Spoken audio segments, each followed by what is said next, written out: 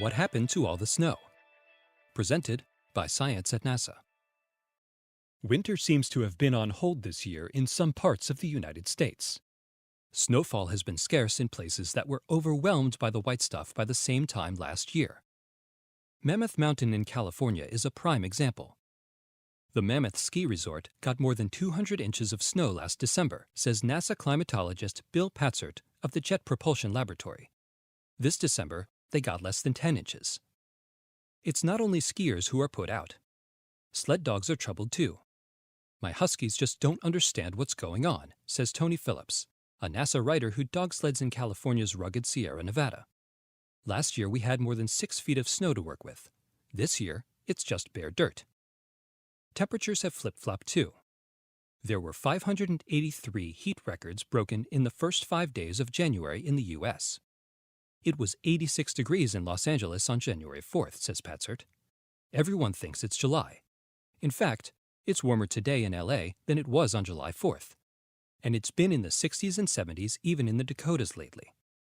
Similar reports are coming from across the United States. What's going on? Patzert identifies 2 culprits, La Niña and the Arctic Oscillation. First of all, he explains, we are experiencing a La Niña pattern of sea surface temperatures in the Pacific Ocean. This pushes the jet stream and the cold Arctic air northward. On top of that, this year's Arctic Oscillation has been stronger. The Arctic Oscillation is a seesawing pressure difference between the Arctic and lower latitudes. When the pressure difference is high, a whirlpool of air forms around the North Pole. When the whirlpool motion is weaker, like last year, cold air escapes from the polar regions and heads southward to the U.S. This year, the whirlpool has been more forceful, corralling the cold air and keeping it closer to the pole.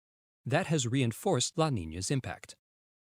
While the corralling action of the Arctic Oscillation has kept snow away from parts of the contiguous United States, it has brought extra snow to places inside the whirlpool. Snowy storm tracks are pounding Alaska, says Patzert. This is the flip side of the absence of winter in the lower 48. Cordova, a small coastal town about 150 miles east of Anchorage, has been especially hard hit. More than 18 feet of snow has fallen so far this winter. Snow dumps are full, roads have turned into one-lane snow canyons, and National Guardsmen have been sent in to help residents dig out. The sled dogs of the lower 48 don't need that much white stuff, but they'd like enough to cover the ground at least. Be patient. Don't sell that new dog sled yet, advises Patzert. We haven't gotten to the heart of winter. There's plenty of time for the Arctic Oscillation to weaken and bring us some snow.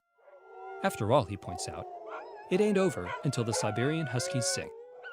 For more howling good earth science news, visit science.nasa.gov.